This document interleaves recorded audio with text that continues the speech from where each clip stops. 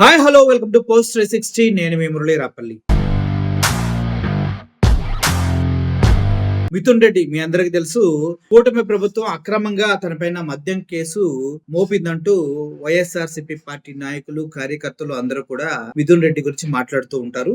అటువంటి మిథున్ రెడ్డి ఈ రోజు కొద్ది ఊరట దొరికింది. అయితే కూటమి ప్రభుత్వానికి ఇది నచ్చట్లే. ఎందుకంటే ఫస్ట్ నుంచి మిథున్ రెడ్డిని ఎట్టి పరిస్థితుల్లో అరెస్ట్ చేయాలి. First target Mithun Reddy. మిథున్ రెడ్డి తీసుకొచ్చి అరెస్ట్ చేసి ఏదో విధంగా జగన్ పేరు చెప్పించాలి అనేది ఇక్కడ కుంభకోణం ఏదో జరిగింది.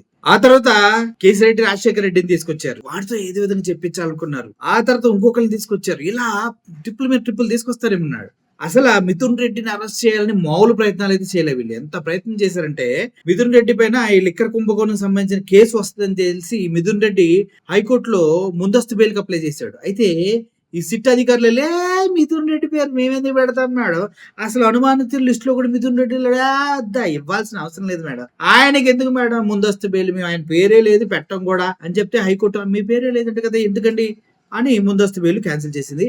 వెరీ నెక్స్ట్ డే 12 hours లో వెళ్ళి ఢిల్లీలో ఉన్న మిథున్ రెడ్డిని అరెస్ట్ చేయడానికి పూర్తి స్థాయి సన్నద్ధంగా వెళ్ళారు. మిథున్ రెడ్డికి విషయం తెలిసింది.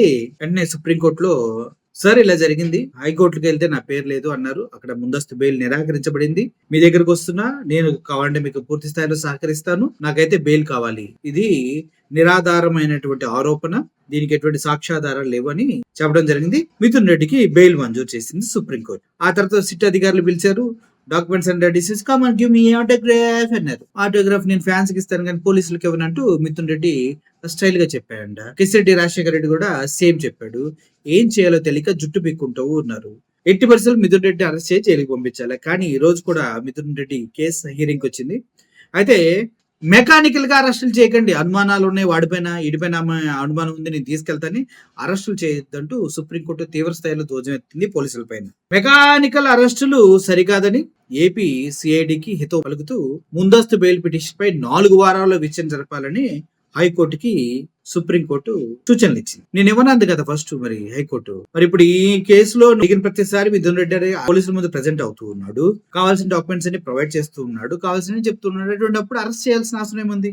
ముందస్తుగా అరెస్ట్ చేయొద్దు, హైకోర్టు నిర్ణయం తీసుకునేంత వరకు మిథున్ రెడ్డిని ఎవడు కూడా టచ్ చేయొద్దు, తర్వాత ఉత్తర్వులు ఇచ్చే వరకు కూడా మిథున్ రెడ్డిని టచ్ చేయొద్దు అంటూ మిథున్ రెడ్డికి పూర్తి స్థాయిలో స్వేచ్ఛ సుప్రీంకోర్టు ఇవ్వడం జరిగింది. పాపం ఇది కూటమి వాళ్ళకి అసలు మింగుడు పడదబ్బా, చాలా దారుణం ఇది. కేసిరెడ్డి రాజశేఖర రెడ్డి ఇంకా రిమాండ్ లోనే ఉన్నట్టున్నాడు. ఇప్పుడు మిథున్ రెడ్డిని కూడా తీసుకెళ్లి లోపల వేయాలి. కక్ష ఎంతమంది లిస్ట్ ఉంటే అంతమంది పైన కక్ష.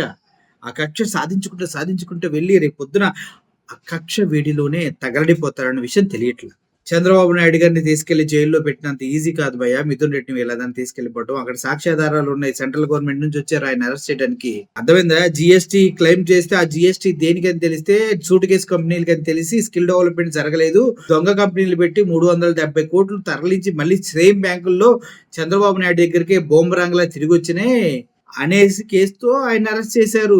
ఆయన బెయిల్ మీద ఉంది కూడా, నాకు ఒంట్లో బాగాలేదు, నా ముక్కు బాగలేదు, నా ఆ ప్రాబ్లం, నాకు ఈ ప్రాబ్లం ఉంది, నేను ముసలోడినమ్మా బతకలేనని ఆయన బయటకు వచ్చాడు. ఆయనకి మెర్సీ బెరిట్లో చంద్రబాబు నాయుడికి బెయిల్ ఇచ్చారు. కక్షలన్నీ పెట్టుకొని ఇప్పుడు వల్లభనేని వంశీని, పోసాని కృష్ణమురళిని వేలు చేసినట్టు మిథున్ రెడ్డిని, కేసిరెడ్డి రాజశేఖర రెడ్డిని వీళ్ళందరినీ చేద్దామంటే ఎలా కుదురుతుంది? కుదరదు కదా. ఏంది ఇది? సుప్రీంకోర్టులు ఉన్నాయి కదా, హైకోర్టులు మీ కంట్రోల్లో ఉండొచ్చు, లేదంటే ఎవరినన్నా హైకోర్టులో కొద్దిగా మీరు ఏదైనా ఇన్ఫ్లుయెన్స్ చేయొచ్చు, కానీ సుప్రీంకోర్టులు చేయలేరు కదా.